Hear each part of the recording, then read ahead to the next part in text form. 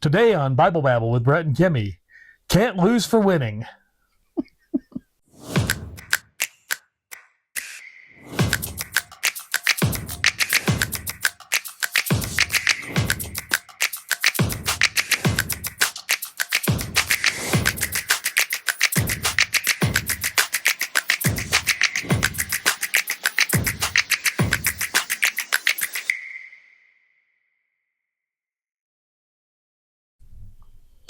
Welcome. Today we're going to be continuing the saga of Joseph, Jacob's son, who was recently sold into slavery by his brothers. Well, I hope they got a good price for him. That's all I can say. Well, if you're going to sell your brother, you better get a good price because your dad's going to find out. Well, yeah. Joseph and Potiphar's wife. Now Joseph had been taken down to Egypt. Potiphar, an Egyptian who was one of Pharaoh's officials, the captain of the guard, bought him from the Ishmaelites who had taken him there. The Lord was with Joseph, so that he prospered, and he lived in the house of his Egyptian master. Egyptian? It's a type of resin, gypsum. Oh, I thought it was a type of drywall. Yeah, gypsum. Yeah, that's what it is. Of his Egyptian master. When his master saw that the Lord was with him and that the Lord gave him success in everything he did, Joseph found favor in his eyes and became his attendant. Potiphar put him in charge of his household, and he entrusted to his care everything he owned. From the time he put him in charge of his household and all of that he owned, the Lord blessed the household of the Egyptian because of Joseph. So, I guess if you want to speak to that a little bit, that when you are chosen by God and you are doing and being faithful, that benefits everyone around you as well. Everyone around you. Whether they deserve it or not. Right? The blessings of the Lord. Well, I don't know. Did Potiphar not deserve it? I have no idea. I mean, he bought somebody. Because that is the custom in that time. However, he saw good in Joseph and raised him up within his household the only way that he knew how.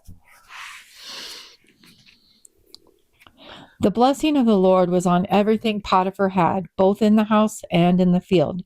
So Potiphar left everything he had in Joseph's care.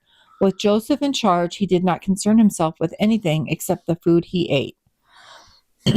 Now Joseph was well built and handsome. Ooh, handsome. And after a while, his master's... Well, they really give you a lot of license in your version of the Bible. Mine's very matter of fact. Nobody says... he was well built. Ooh, sexy man. No, it doesn't say that. What does yours say? Mine just says, now Joseph was handsome in form and appearance. That's it. Why does that matter if he was well built? Was that the Cosmo version of the Bible? It's the NIV. I don't know. Why does it matter? Is the NIV the Cosmo version of the Bible? That's something to explore later, I think. Yeah. I don't know. My ESV is very yeah, he was okay looking. Moving on. The difference between a man writing and a woman writing. Right. As I said, it's the Cosmo Bible. Now Joseph was well built and handsome, and after a while his master's wife took notice of Joseph and said, "Come to bed with me." But he refused. With me in charge, he told her, my master does not concern himself with anything in the house. Everything he owns he has entrusted to my care. No one is greater in this house than I am.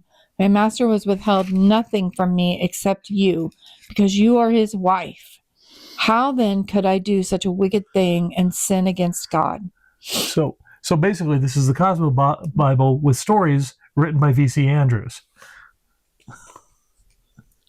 Maybe. I'm guessing that Joseph has kind of a what's the one I'm looking for? Kind of a Fabio sort of hair thing going on.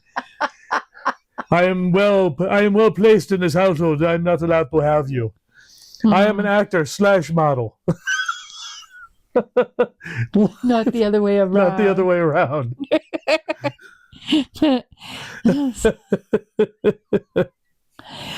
I'm just, I don't know. The NIV seems a little too loose in its taste for me. Mm-hmm. And though she spoke to Joseph day after day, he refused to go to bed with her or even be with her. One day he went into the house to attend to his duties, and none of the household servants was inside. She caught him by his cloak and said, "Come to bed with me." But he left his cloak in her hand and ran out of the house. It's weird. Sometimes it goes different ways, because mine goes, one day when he went into the house to do his work, and none of the men of the house was there in the house, she caught him by his garment, saying, "Lie with me." I think it had emphasis like that. Who's been reading romance? But he left his garment in her hand and fled and got out of the house. No, you cannot have me. It looks like at some point in time, the man left his pen down, His and the wife wife came in and tried to help out. Like, I'm still translating. It's okay. Where'd you translate yours from? I tell you, these Bibles, there's all full of naughtiness. Genesis, there's naughtiness galore. When she saw that he had left his cloak in her hand and had run out of the house, she called her household servants. "Look," she said to them, "this Hebrew has been brought to us to make sport of us. He came in here to sleep with me, but I screamed. When he heard me scream for help, he left his cloak beside me and ran out of the house." I just like comparing things, because, okay, on my side, here's where it went. She called the men of her household and said to them, "See, he has brought among us a Hebrew to laugh at us. He came in to me to lie with me, and I cried out with a loud voice. And as soon as he heard that I lifted up my voice and cried out, he left his garment beside me and fled and got out of the house." It's like, oh, I cried out. Not that I cried out in, like I yelled for As help. soon as I screamed for help. Yeah, scream for help. And here it just says, I cried out. Oh. When his master heard the story, his wife told him, saying, "This is how your slave treated me?" He burned with anger. Joseph's master took him and put him in prison, the place where the king's prisoners were confined. Still sounds like a romance novel. But while He Joseph burned with anger. While Joseph was there in prison, and the Lord was with him, he showed him kindness and granted him favor in the eyes of the prison warden. So the warden put Joseph in charge of all those held in the prison, and he was made responsible for all that was done there. The warden paid no attention to anything under Joseph's care, because the Lord was with Joseph and gave him success in whatever he did. Can't win for losing. Well, no, I can't lose for winning. I mean, let's see, you went to prison, and let's see, well, we'll just put you in charge of everything. It's all right. That should have been our title. Can't lose for winning. We may have to go back and do that again. Cut that out there.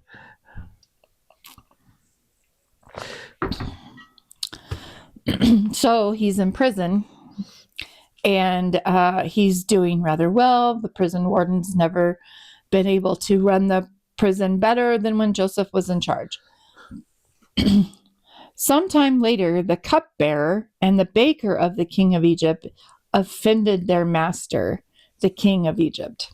Pharaoh was angry with his two officials, the chief cupbearer and the chief baker, and put them in custody in the house of the captain of the guard, in the same prison where Joseph was confined. The captain of the guard assigned them to Joseph, and he attended them. After they'd been in custody for some time, each of the two men, the cupbearer and the baker of the king of Egypt, which they make sure to tell you 14 times. I know, right? In case you thought that in case you get lost in our storytelling, this is who they are. Yes, in case you forgot, it's the cupbearer and the baker of the king, of the Pharaoh, not the gardener and the horse master. No, the cupbearer and the baker. We have not changed people here. We're in one path. The cupbearer and the baker. I feel like I'm reading a children's story. The cupbearer and the baker. Right.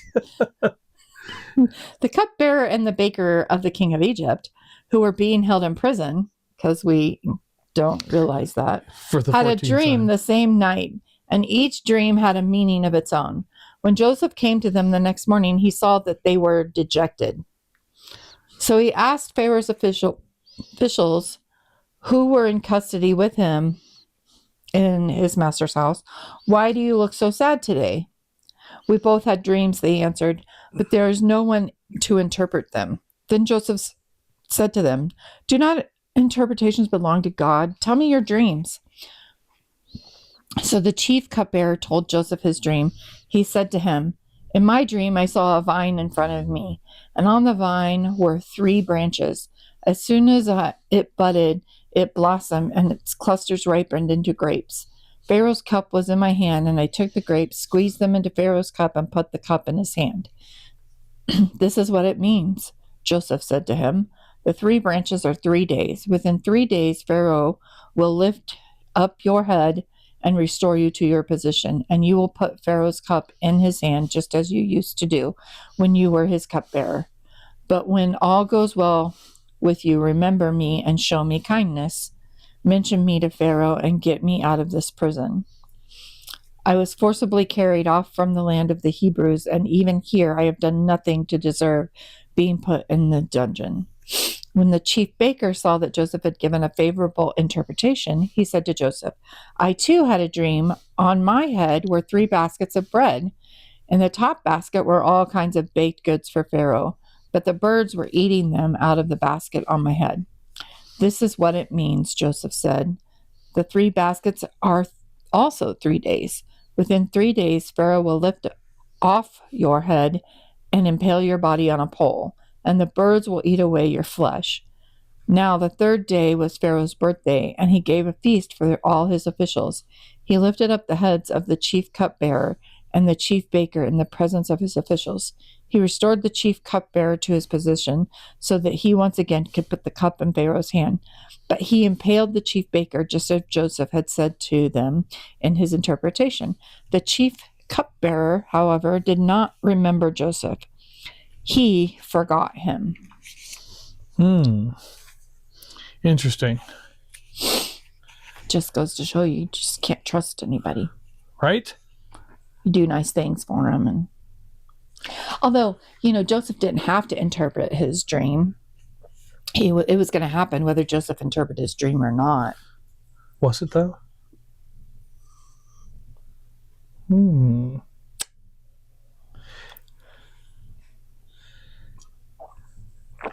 But I believe that it happened the way it happened, as will be revealed in the next part. Shall I read? Sure. Joseph interprets Pharaoh's dreams. Dun, dun, dun.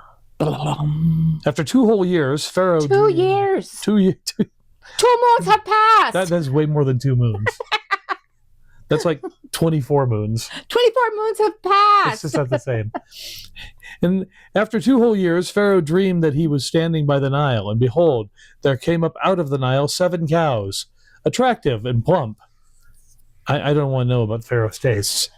And they fed in the reed grass. And behold, 7 other cows, ugly and thin, came up out of the Nile after them, and stood by the other cows on the bank of the Nile. And the ugly thin cows ate up the 7 attractive plump cows. And Pharaoh awoke. And he fell asleep and dreamed a second time. And behold, 7 ears of grain, plump and good, were growing on one stalk. And behold, after them sprouted 7 ears, thin and blighted by the east wind.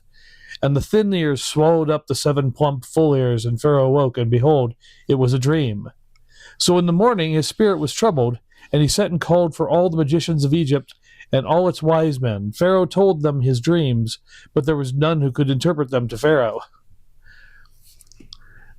Then the chief cupbearer said to Pharaoh, "I remember my offenses today, when Pharaoh was angry with his servants and put me and the chief baker in the custody in the house of the captain of the guard.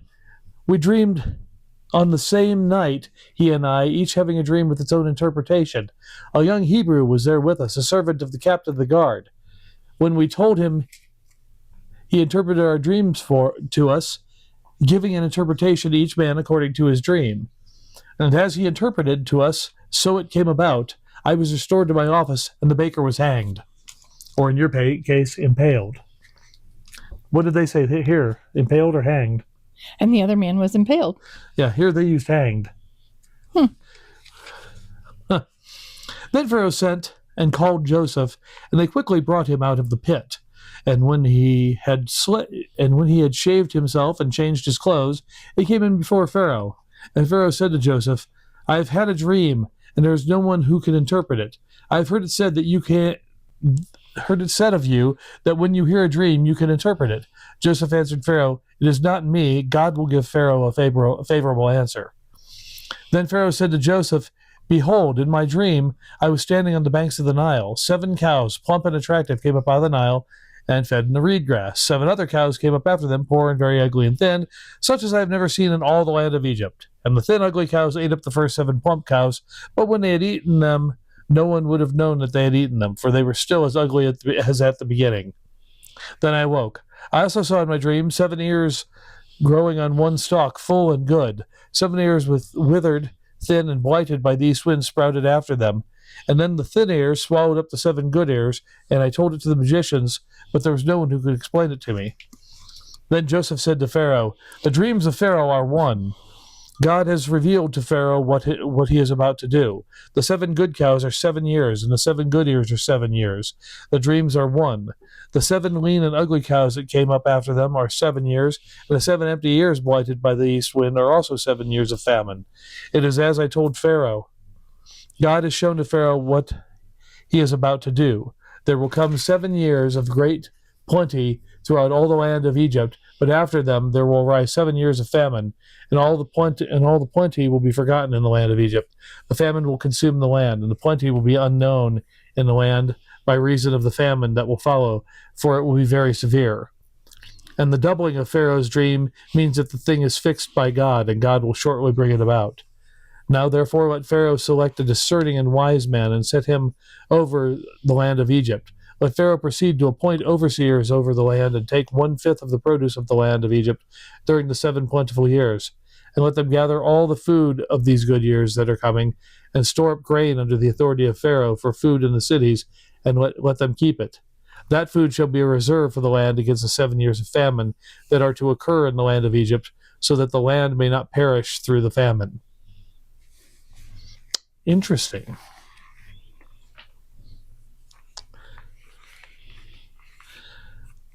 So after that, we're in some point where Joseph rises to power.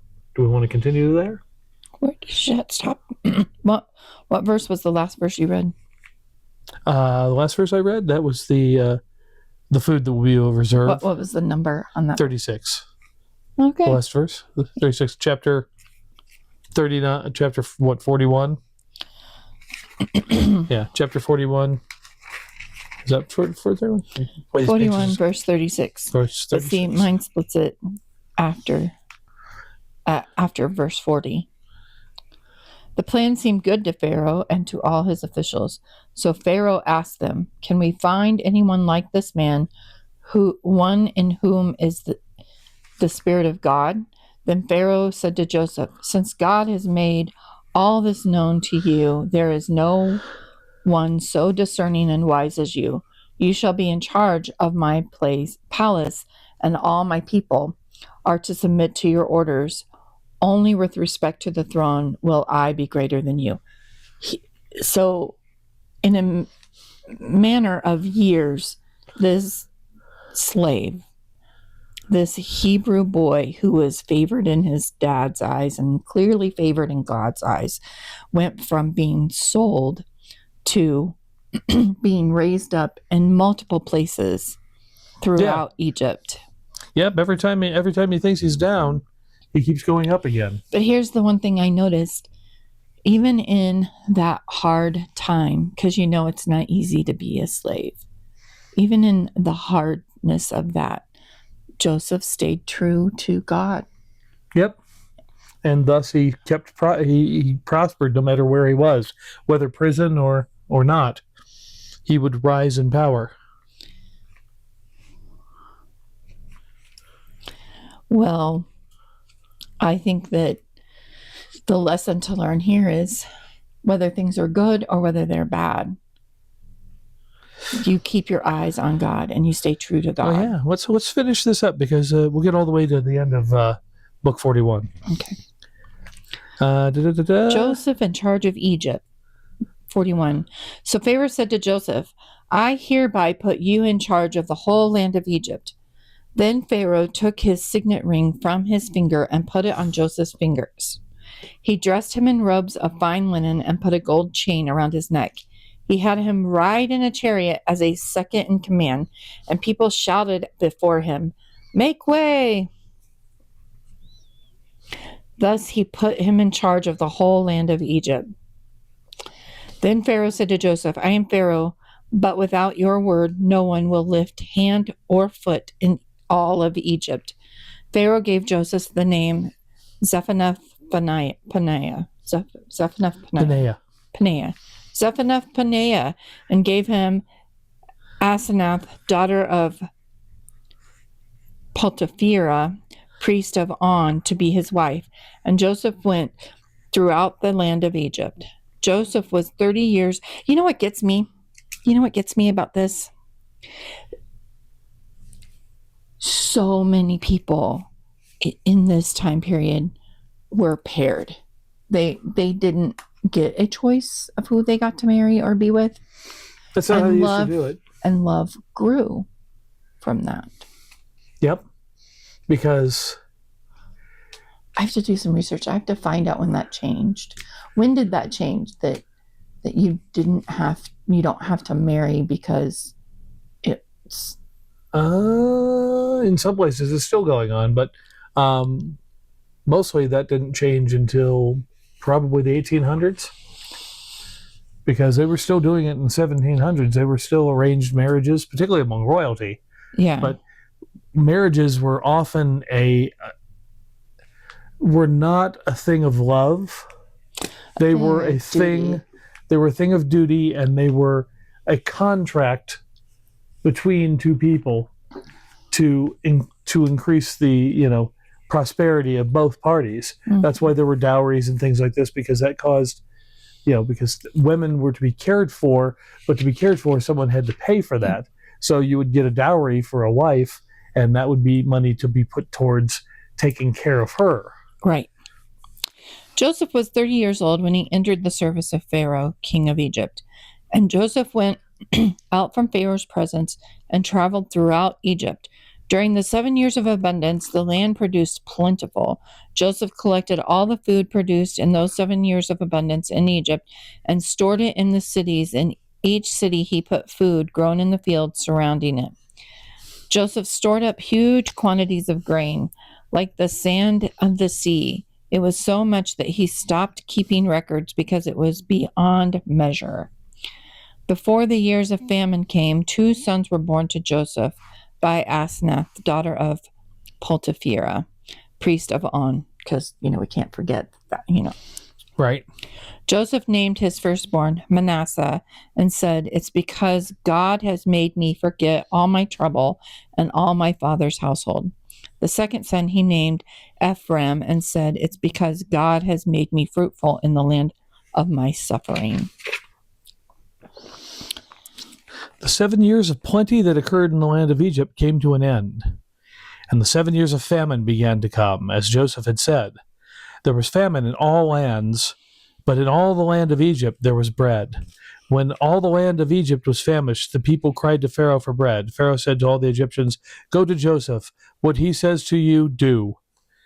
So when the famine had spread over all the land, Joseph opened all the storehouses and sold to the Egyptians, for the famine was severe in the land of Egypt.